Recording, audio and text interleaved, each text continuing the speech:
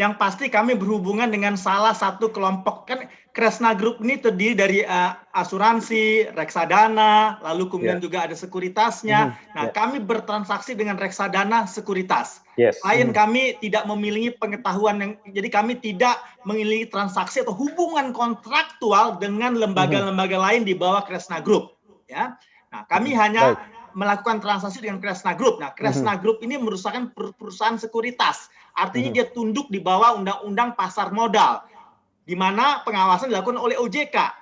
Pertanyaan yang harus dijawab oleh OJK adalah bagaimana early warning sistemnya. Sebab itu tidak simetris. Tipe investor tidak simetris. Ada yang ibu-ibu rumah tangga, ada yang memang investor kawakan, ada yang memang investor pemula.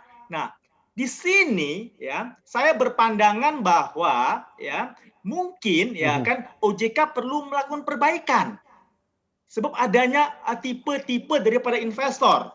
Itu yang pertama. Lalu yang kedua mengenai masalah branding ya. Misalnya begini ya. Kresna, member of Kresna itu dipakai di semua apa namanya perusahaan-perusahaan yang ternyata tidak terdaftar di OJK. Tetapi ada kata-kata member of Kresna. Nah, itu treatment OJK bagaimana? OJK harus ada satu ketentuan yang tegas supaya investor-investor pemula atau investor-investor yang seperti ibu rumah tangga tidak dengan mudah memiliki persepsi yang berbeda. Begitu mendengar nama Kresna, wah perusahaan besar ini. Lalu ada di kepala suratnya juga ada member of Kresna. Dia melakukan asumsi-asumsi. Nah, itu yang menurut saya perlu OJK ya membentuk satu peraturan mengenai naming right atau branding. Nah, itu salah satu yang kami kritik dalam gugatan perdata kami. Kira-kira demikian. Baik.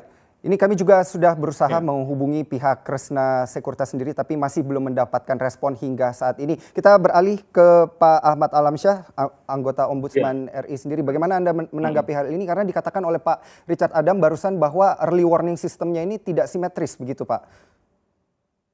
Ya, kalau simetris ini dimaksud oleh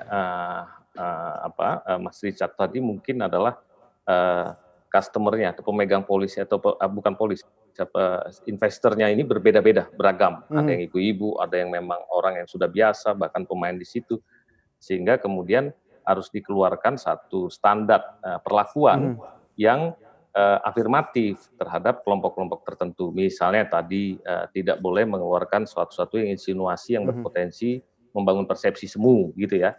Dikasih contohnya itu banyak kok sebetulnya ketentuan-ketentuan begitu, dan memang regulatornya OJK sehingga memang harus diperketat, betul tadi diperbaiki. Tapi jauh lebih penting lagi selain perbaikan sistem yang seperti tadi juga adalah sistem deteksi dininya dan kemudian segera ada tindakan antara. Jadi jangan sudah di ujung gitu ya. Jadi kalau sudah ada orang invest dengan nilai 70 miliar di situ, individu lagi gitu ya, itu kan naluri deteksinya di OJK itu sudah jalan. Terus ini uang masuk kemana kok dalam satu grup gitu ya. Kalau dalam satu grup, jangan tunggu dia lebih dulu dari threshold yang sudah ditentukan. Jadi begitu dia sudah mendekati threshold, sudah keluar tuh, Anda invest internal group sudah 90% loh. Data Anda tinggal 90% dari threshold. Begitu lewat, langsung hold. Jadi tentunya tidak perlu langsung dibuka ke publik, orang ras gitu ya, langsung ras. Kalau bandel apa boleh buat? Nah, kemudian kedua, OJK itu punya fungsi edukasi pada konsumer. Jadi saya lihat fungsi di perlindungan konsumen itu edukasinya harus targeted.